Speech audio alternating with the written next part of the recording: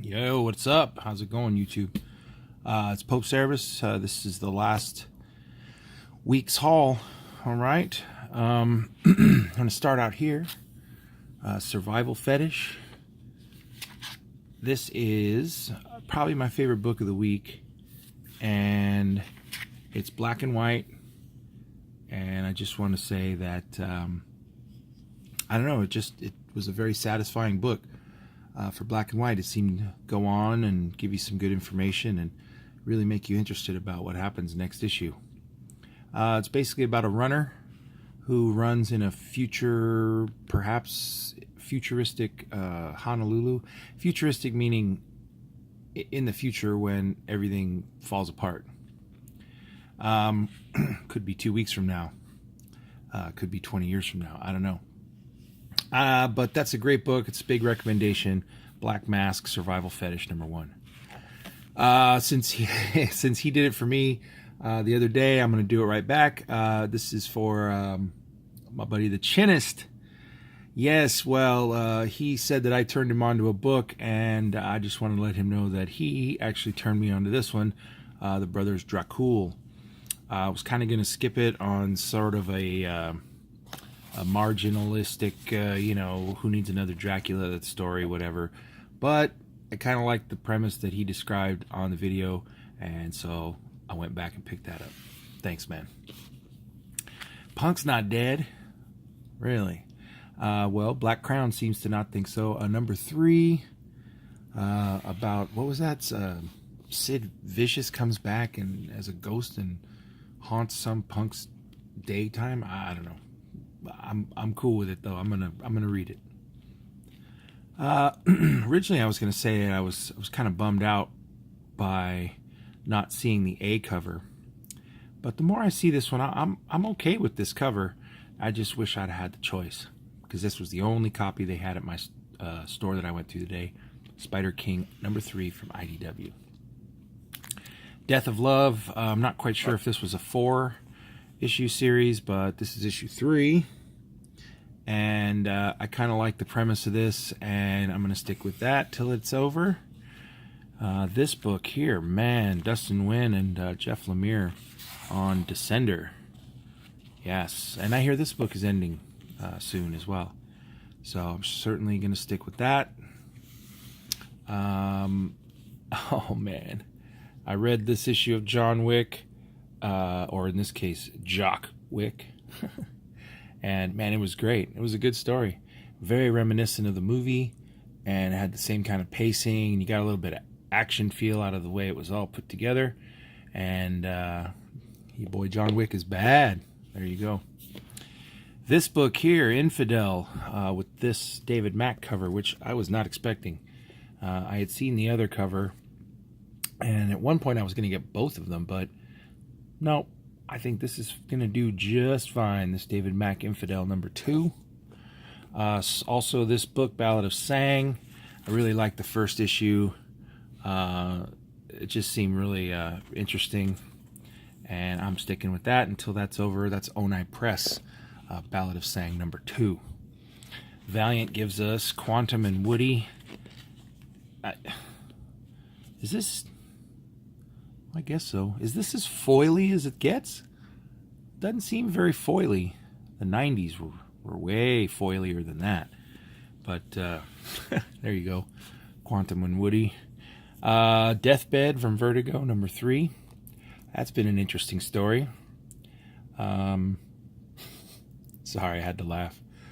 Every time I see that book, I can't help but think Twigs and Berries. I swear, it makes me laugh. Vault Comics. I haven't read this, and I really wanted to before I did this, but I'm going to read it right after. Wasted Space from Vault Comics #1. The second cover was actually very well drawn, and this was a lot rougher, but for some reason, I just liked it, so I grabbed this one instead of the other. But that's going to be a pretty interesting book. This has turned out to be a rather interesting one as well. Mata Hari. Very well drawn. The story's pretty interesting so far, so happy to be sticking with that. From Dark Horse, that's #3. Real happy to see this book back. Black Hammer, in this case, Age of Doom, #1, the Scotty Young cover here. They've been putting out, some mini-series, and Dr. Starr was a 2-issue series, and Sherlock Frankenstein. But I'm just real happy to see this main book back, so very cool. And taking my son to a card store / comic book store last night. Managed to see the A cover, which I liked quite a bit, and I decided to pick the A cover up as well. Also, at that store, boom! Managed to get also Volume 1, Black Hammer, and this is, I think this is a con exclusive, I want to say. This is like a New York con exclusive, perhaps. I've seen this book going up for about $20. And real happy. This here's Justice League homage when they went back in the 80s, and what's his name? Giffen. They rebooted Justice League with Guy Gardner on the front and whatnot. This is just an homage to that. Anyway, just really cool to have found that. Got a pretty good deal on it too. Even the thing right there says $10, but I got it for $6, so I was cool with that. And this one here, run to your eBay and see what an I Kill Giants #1 is going for, and yeah, it's got to be something decent. Movie's out on that right now, and it's a tough book to find. I Kill Giants #1. All right, moving over here. Oh man, this is your Infinity #4, 1 in 75 cover by In-Hyuk Lee, and whew, man, some of his better work. I was really stoked to get this. I have a really interesting story about the bidding on that. I managed to, well, I kind of managed to theorize and figure out what the bidder ahead of me was thinking about bidding on this book. And when all was said and done, I typed in my max bid and I hit enter, and I won the book for my max bid. And I kind of freaked out, and I went back and I looked, and I beat the previous guy by 30 cents to pick this book up. I'm going to come back to this book too and talk about something about it a little bit later. But for the moment, I really wish I could have shown the issue 3, which is the Corvus Glaive cover. And that book I actually found super cheap. I found that book graded already in a 9.8 for $50. And so I picked that book, and it's not quite reached me yet, but you will see it very soon. I'm going to set out, I think, to look into some of these other issues pretty quick here. All right, but really happy to get this and start this whole one off with the Thanos cover. All right, I did not find this one recently as far as a haul, but I saw it as I was digging through some books, and I just wanted to show that this was first appearance, Free Comic Book Day, Infinity of Corvus Glaive. So hopefully everyone can maybe go back and take a look for that one in the Free Comic Book Day bag you had. Another back issue was the Death of Wolverine #2, I believe. I never had this issue in the foily